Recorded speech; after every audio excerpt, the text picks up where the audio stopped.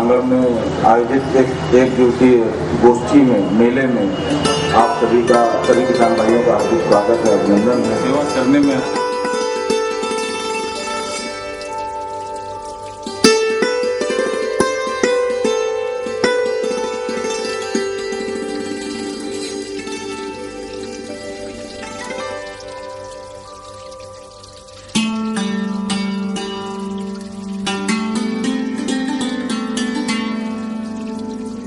पूछना चाहता हूँ, एक एकड़ में आप कितना 1000 रुपए कमा लेते हैं? दादाजी आप बताइए। नहीं करता, इनका कहना है कि हमारी जो, हाँ आप बताइए। भोजन के लिए छोड़िए, आमदनी तो छोड़िए, साल भर के लिए बच्चों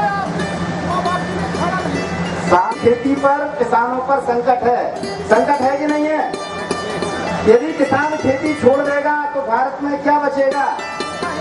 इस देश में सबसे बड़ा कोई यदि रोजगार का साधन है, जीविकोपार्जन का साधन है, देश की समृद्धि का कोई उपाय है तो खेती के अलावा दूसरा कोई उपाय हमारे देश में केवल एक ही उपाय है, वो है कृषि। तो हम आपको समस्या बताने नहीं आए, हम समाधान की दिशा में जो प्रयास हो रहे हैं सफलता है, समझा है। जो सारी समस्या में समाधान है देसी गाय है। और आप आश्चर्य करेंगे कि मैं सुबह 4:30 बजे से, जो हमारे यहाँ खेत पर रहते हैं, 4:30 से 6:30 बजे तक हम गौमूत्र इकट्ठा कर, एक गाय दिन में 50 रुपए से 200 रुपए का मूत्र और गोबर देती है एक गाय, कि जैसे जैविक राज्य घोषित किया है सिक्किम को, उससे ज्यादा संभावना बुंदेलखंड में है। बुंदेलखंड को नेचुरल एग्रो इकोनॉमिक जोन दिया, Bundelkhand natural agro economic zone मतलब बुंदेलखंड में प्राकृतिक खेती को बढ़ावा दिया जाए।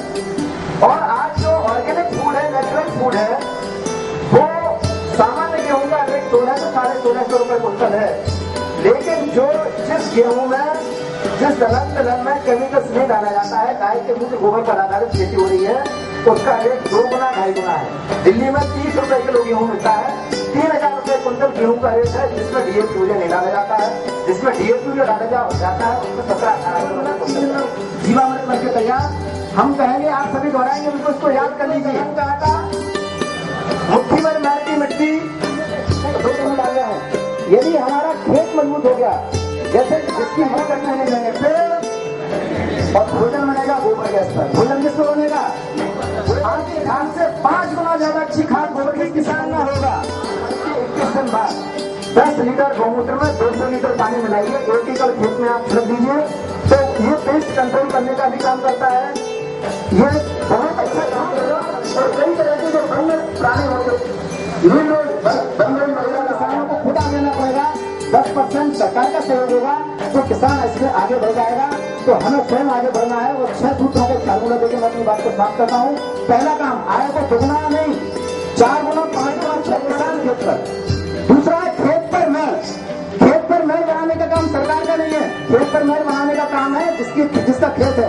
मैं आज आपसे इसलिए कह रहा हूँ कि मैंने अपने खेत की मरम्मती खुद की है, हमने सरकार का एक उसमें रह जाता है, ये जिम्मेदारी सरकारी महोदय जी से अनुरोध करूंगा कि वो आशीर्वचन के रूप में किसान भाइयों को अपने किसान और वैज्ञानिक के बीच सीधा संवाद कराना है, जिससे आप अद्यतन आधुनिक तकनीकी की जानकारी प्राप्त कर सकें, कृषि और बागवानी में उसका प्रयोग कर सकें और उस प्रयोग से अपनी कृषि के उपज को बढ़ाकर लाभान्वित हो सकें।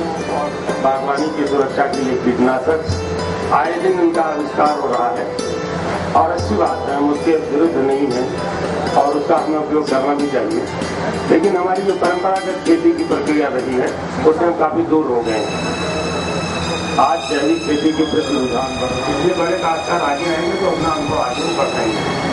4 एकड़ 5 एकड़ खेत में उसको आप जरूर जैविक खेती की शुरुआत करके देखो, मुझे भरोसा है और हमने देखा है कि आपकी आय को बढ़ाएगा। और गाय गौमूत्र और जो पंचगव्य है, गाय के 5 विकार विकल्प दिखा, वो 5 आपके लिए अमृत भी है, ये हमारी परंपरा करती है। और ये आज तक है, वैज्ञानिक भी मानते हैं कि गाय के दूध में A2 पाया जाता है, जैसी गाय की जो है कोई कम नहीं है। जैसी गाय भैंस की गाय भैंस के दूध में और जैसी गाय के दूध और तत्व में नहीं है जो आपके अन्ना गाय में है। इसीलिए गाय के दूध को अमृत कहा गया है। केतु अगर कोई ले रहा है जिसके शरीर में केतु जा रहा है तो कम से कम कैंसर भी हो सकता है और बाकी कोई बीमारी हो सकती है। आयोजक जिले के हमारे अधिकारीगण, डीडीओ साहब, जिला उद्यान अधिकारी और जो भी वैज्ञानिक कृषि विज्ञान केंद्र के वैज्ञानिकगण बाहर से हमारे बीच में आए, हमारे साथी श्याम बिहारी गुप्ता जी जो भी अपनी बात रख रहे थे, सम्मानित हमारे सांसद प्रतिनिधि जी, माननीय विधायक प्रतिनिधि जी, पत्रकार बंधुओं, किसान भाइयों, सभी प्रधानमंत्री हमारे देश के आदरणीय नरेंद्र भाई मोदी जी ने ये घोषणा किया है कि हम खेती को उत्तम कर दी गई है। उसके लिए पूरी तरह से एक एक बैंक से कहा कितना किस किसान का, कौन से लघु सीमांत किसान का कितना कर्जा है, रिपोर्ट बनाई जा रही है, समीक्षा उसकी हो रही है। बजट पास होने के बाद जो घोषणा कैबिनेट की बैठक में हो जाती है वो सरकार की घोषणा जमीन पर लागू होती है और बजट पास होने के बाद जो कहा गया है वो पूरा। जो तमाम सरकारी योजनाएं, उन सरकारी योजनाओं से राहत की जात मिलती, थोड़ा सा निजात मिलती। पंडित दीनदयाल उपाध्याय जी का सपना था, उनका एक नारा, अंतिम पंक्ति पर जो खड़ा व्यक्ति है, हम उसको हाथ से जो नीचे जमीन पर गड़ा है, पड़ा है, कुएं में है, उसको हाथ से सहारा लगा करके ऊपर ला करके खड़ा करना चाहते, अपने पंक्ति पर ला करके। मुख्यमंत्री जी ने उस भारत सागर परियोजना के लिए कई अरब का बजट निर्धारित किया है। तो इसलिए मेरी कोशिश है, मेरी मांग है, अनुरोध मैंने किया है कि भारत सागर परियोजना का नहर प्रणाली का पानी हमारे कम से कम के इसमें जो नदियां है हमारी, उधर बरदहा नाला नदी है, उधर हमारी मैत्री नदी है, ये जो डैम है हमारे, बांध है हमारे, उस नहर से इन डैमों में पानी अगर यहाँ तक डाल दिया जाए तो यहाँ से जो नहरें हमारी निकली है उनकी क्षमता वृद्धि हो जाएगी, पाइपनी हमारी आवाज गति से चलने लगे, बरदहा चलने लगे। ये आपके जो गुप्ता है, ये वाल्मीकि है, इन नदियों पे पानी आवाज गति से बहने लगे तो निश्चित तौर पर हमारी सिंचन क्षमता दोगुनी हो जाएगी। ये हमारी पुरजोर मांग है कि बाढ़ सागर परियोजना का जो पानी है वो हमें उत्तर प्रदेश के मिर्जापुर और सोनभद्र जिले को जोड़ा गया है, चित्रकूट जिले को भी उसमें जोड़ने की हमारी अनुरोध है हमारा। तो आज माननीय मंत्री जी, हमारे सिंचाई मंत्री जी बांदा में मौजूद हैं, उनसे मुझे मिलना है। 2 बजे का टाइम था, मैं लेट हो रहा हूँ क्योंकि पार्टी को प्रभारी मंत्री भी दिया है, तो इसलिए मैं ज्यादा वक्त न लेते हुए पुनः आप सब आयोजक साथियों को और किसान भाइयों को सबको नमन वंदन प्रदान करते हुए कि फिर से हमारी खेती उत्तम हो, चाकरी निकट हो, इसके लिए हम लोग प्रयास करें। खेती जो कभी उत्तम थी वो पुनः आने वाले समय में उत्तम हो। हमारा बेटा, हमारा नौजवान जो सूरत पंजाब दिल्ली में किसी देश का उतार के दरवाजे जो चाकरी के लिए लाइन लगा रहा है वो खेत देखता नजर आवे। इसी आशा उम्मीद के साथ सबको बहुत बहुत धन्यवाद। जय हिंद, जय भारत। जोर से नारा लगाएंगे, भारत माता की, भारत माता की, भारत माता की।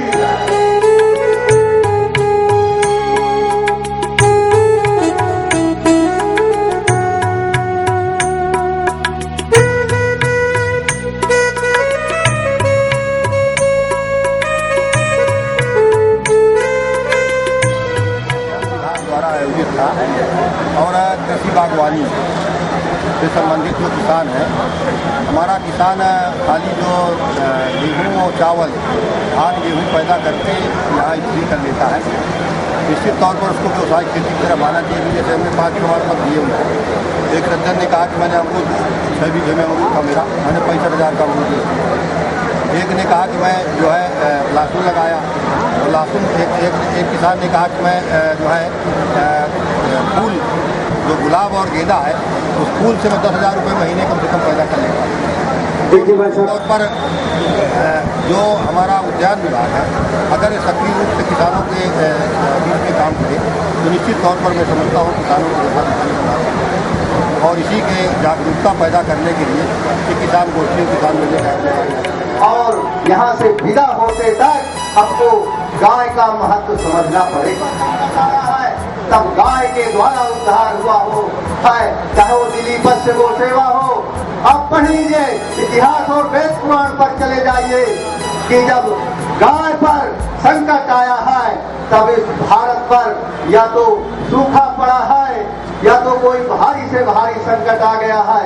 आज हमारी गाय उपेक्षित है, सड़कों पर गाय दिखाई देती है, आज लावारिस है।